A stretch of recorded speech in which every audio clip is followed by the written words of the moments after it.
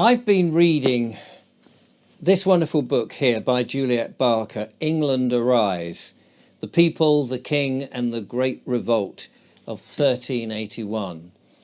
And I've read a couple of books on the Peasants' Revolt, as it was known, although it wasn't really peasants that were revolting. It was more like the middle classes, if you like, of those times. And this one is a brilliant book, I have to say. Came out some years ago. I've actually interviewed Juliet Barker about 20 years ago, I think it was now, about a different book that she wrote. I'm fascinated in this because I feel that in many ways there are comparisons between the times of 1381 under the new boy king, King Richard II, who was only 14 at the time, and where we are at the moment with the way that the country is being run and the tight squeeze that we're under. It's a fascinating book. I have yet to finish it, but I've got to a point which is the sort of culmination of the uprising back then. Juliet Barker goes into great detail, and I love that. And she makes the history, the account of the history, very human, as opposed to just dates and facts and figures, based on what is there in the archives, I suppose. Now, I will prefix all of this by saying, who knows what history is these days anyway, because a lot of our history has been mucked about with, and people are giving us revisional history, which may or may not be true, and we don't know quite what is genuine and what isn't. There's so much that is turned around 180 degrees. However, let's take this as read for the moment. It doesn't really matter whether it was true or not, in many ways, because I think it teaches us something of today. Back then, in the medieval period, it was the time of serfdom. It was the time of people being bonded to landowners, of lords of the manor. Villeins were those that were very much under the control and under the thumb. People couldn't leave and travel about and do whatever they wanted to without permission. There were still slaves. People were known as slaves back then. And in a different context, in many ways, they had a lot more than we think of when you think of slaves, a house or a cottage, but they had to give their time, a certain amount of time, to the landowner's crops or his cattle or his sheep or whatever it was he had. They had to give a certain amount of time and help the landowner, but then they were effectively subsistent farmers in and of their own right. Anyway, at this time, King Richard has inherited the throne, and he's a boy. He's a young boy, and in order for his kingdom to work, the advisors who are looking after him and his what do you call those people who look after the young? It's gone out of my mind. Those that are looking after him and his advisors, his legals, his courtiers and all of that, the important legal people who are holding everything in his court for him until he becomes to the age of majority, are making decisions. And there's 3 poll taxes. Now, many of us will remember the last poll tax before we came to the council tax that we now have. Not that there is a huge amount of difference, really. They're both penal taxes, which don't seem to have any legitimacy these days. Back then, of course, taxes were needed to fight certain battles overseas. There was land in France which belonged to the king, and many times that was being challenged, and there were also other battles to try and claim more land and keep some sort of peacetime going. But anyway, so young Richard is there as the king. His advisors, his superior, not superiors, but the people who were looking after him and advising him, his lawyers and all these other sort of lords, were acting on his behalf, and they set up these three poll taxes. Now, the first two poll taxes, it seemed, were reasonably fair. They were a tax, and an unwanted tax, but the tax was organised, as I understand it, if I have interpreted this correctly, and I'm not a great historian by any means, and you may know the facts better than me, but it seems as if the first two taxes were put on the towns or the villages of that time and were to be dished out by the locals there. So ultimately the rich paid more and the poor paid less. And the system sort of worked. It was a fair system. Everybody knew their place. People knew where they were in the world and what they were responsible for. But the third poll tax was somewhat different. This was now changed because the money was desperately needed by the king, or by at least his advisors and his council. And they wanted to just raise the money, more money than before. And so they just said, look, you're all going to pay basically a blanket rate, which meant the rich were paying a lot less and the poor, across the whole spectrum from middle classes to the lower classes, were expected to pay pretty much the same amount. And this is really what is the straw that broke the camel's back.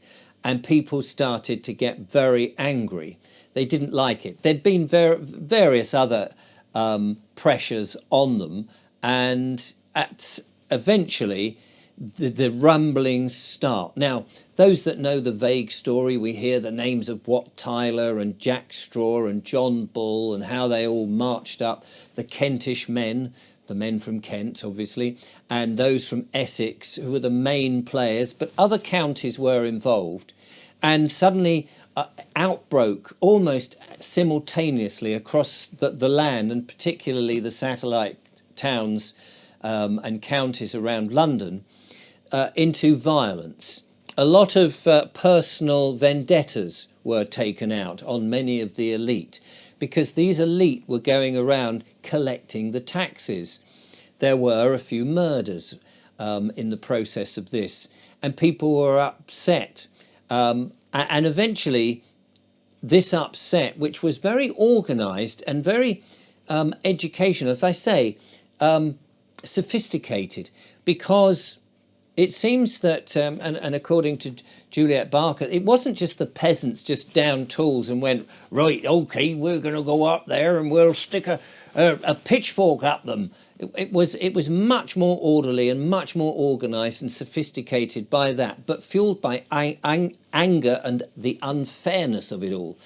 And so they started to go around the elite and those people who seemed to have a lot more money, who had put pressure on them or agreed with the poll tax and all of that. And eventually this culminated with the large groups of people coming into London. They came across London Bridge, they came across from Essex, and this sort of pincer movement came into London, ransacking the place, setting fire to the lawyers in the Temple Bar, that area, Gray's Inn Road, all around that sort of place. And of course, one of the people, John of Gaunt, who was extremely rich and was flaunting his richness, he wasn't actually there at the place, but he lived in a place called Savoy Palace, pretty much where the Savoy Hotel is at the moment in Charing Cross. And this was a lavish, very expensive palace, and it was seeped in gold and silver, tapestries, amazing goblets, and, you know, all the works. And they didn't steal anything. The idea was not to steal. Some people did, obviously, but they were there to show their anger.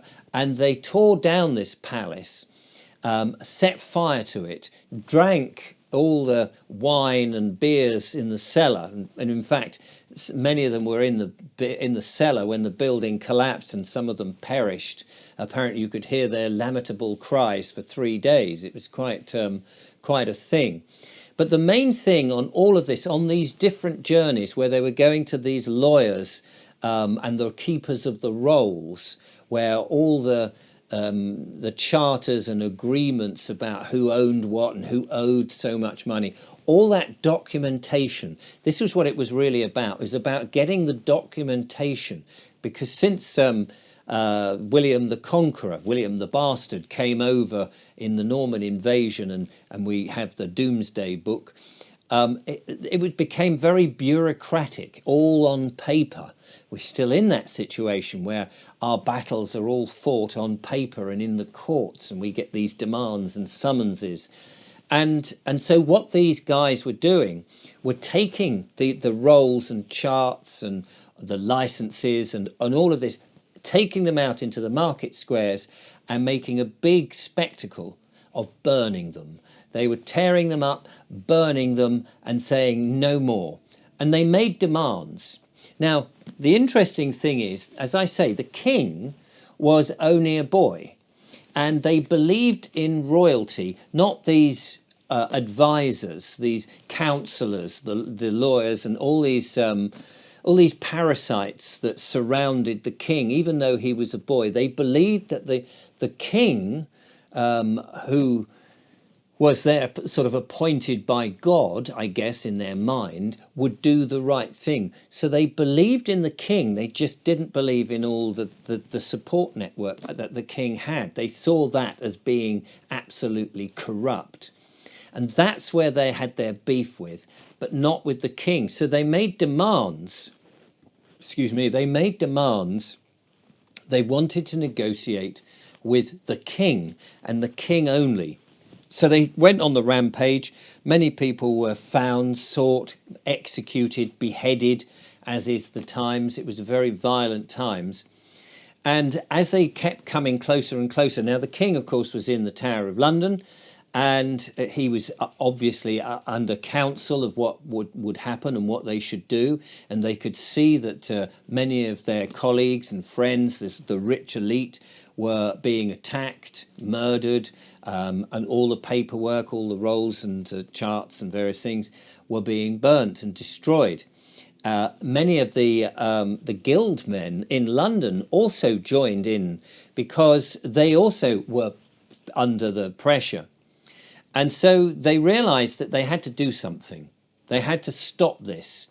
And it was the king and his councillors who said, look, this is going to be very dangerous, but you need to meet them. And he did go to meet them on a barge, which was down the Thames to Rotherhithe. But one look at the melee of these rebels as they saw them, and they saw them as very much the sort of peasants and angry mob, describing them in various and quite horrible ways. And so they bottled it. The king and the councillors and his courtiers bottled it, and they didn't go and meet them. So there was more rampage and burnings and murders. And so they had to do something else. And so it was decided the king would have to meet them at a place called Mile End, which of course is in London, 2 miles apparently from the Tower of London. And so it was, the king rode out, this 14-year-old boy, with his best protection and many of his legal advisors that went with him, to meet the rabble as they all met up. A proclamation had been out to be there and meet, and we'll discuss this finally. Well, what transpired in this was that the king, this 14-year-old boy, he listened to them, and he basically acquiesced to all their demands. So much so, he got 30 scribes to write official letters, put the royal seal on these letters to say that whatever it is that they wanted, which was to be free men, not to be bonded to the lords, landlords, the lords of the land, even. I'm doing this without any notes.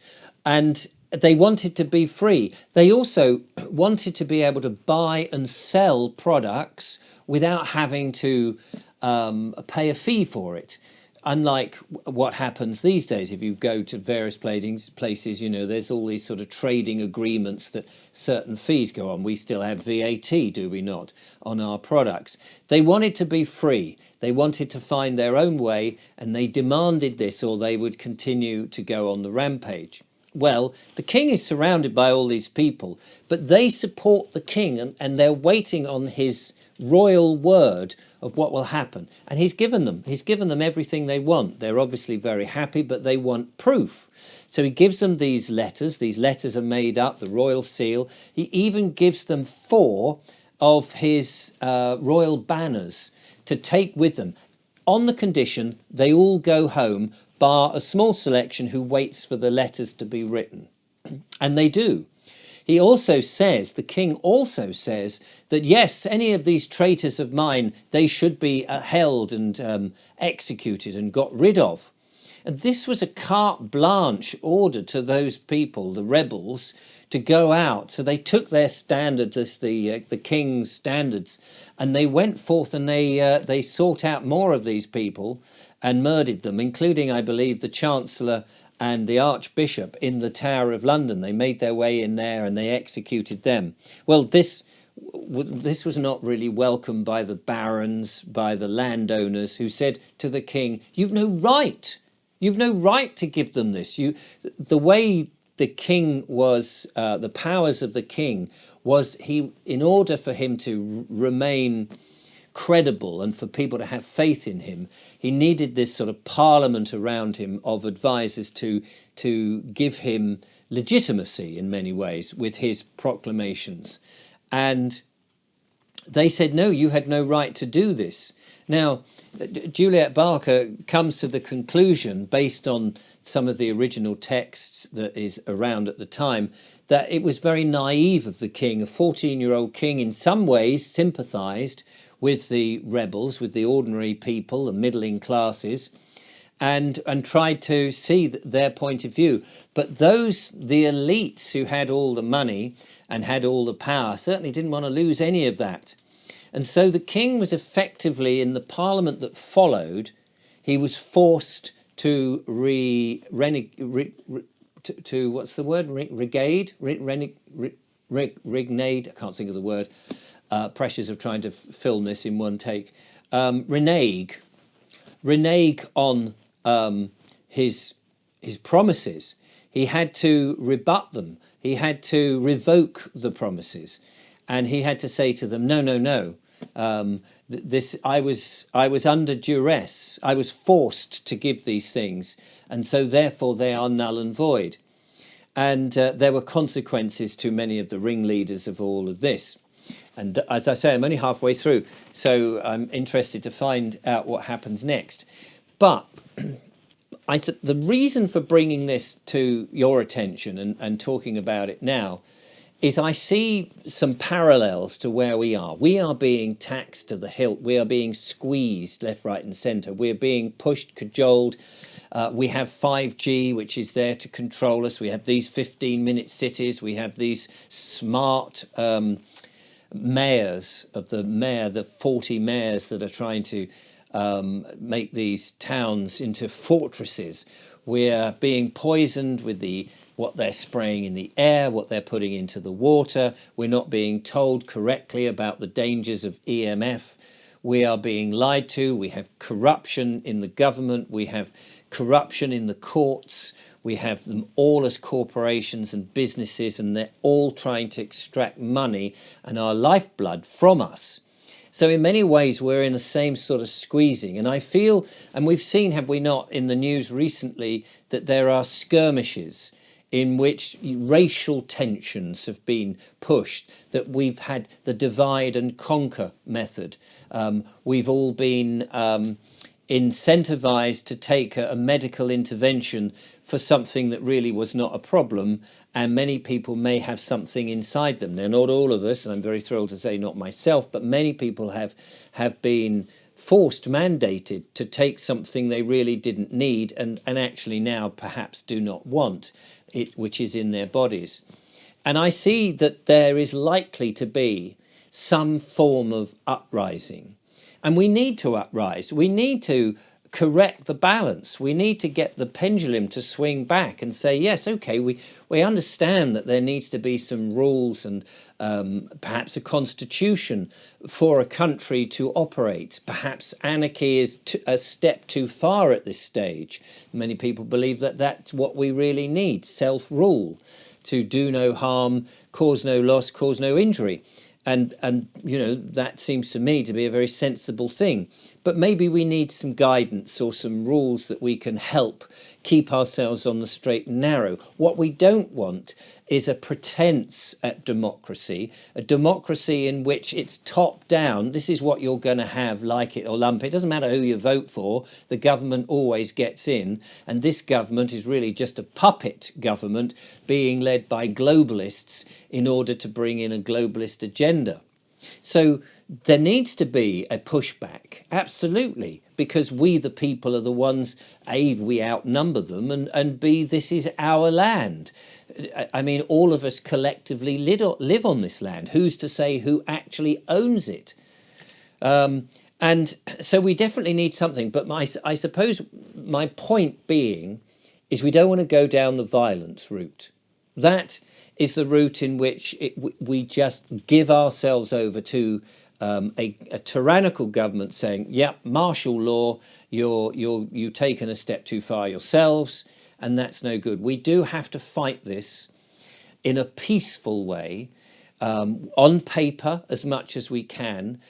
Yes, if you wish to go on demonstrations, but peaceful demonstrations, no compliance with things that are rotten and corrupt, pointing out the fraud when we see it, pointing out that the courts are now biased, pointing out that the government is a corporation, that the councils are also businesses registered on Dun and Bradstreet, pointing out that legislation is for employees of the UK corporation, not living men and women who, I mean, where in the legislation does it say that me as a living man, I have to be a person? Where does it say that? I don't think it does.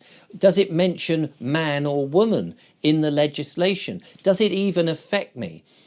We need to rise and unite. 100% agree, but not in a violent way, for that will only end up in disaster. That's my feeling. You may disagree. You may have your own ideas of what we got to do. But this whole system, the corporate takeover, the dead entities, which is what a corporation is, of course, is taking over. And we've seen the loss of the many family-run businesses, sole traders. We've seen the collapse of farming. We've seen all of this, all for money and control. And it's got to stop. But we have to stop it in a way that's more peaceful and honourable rather than using violence.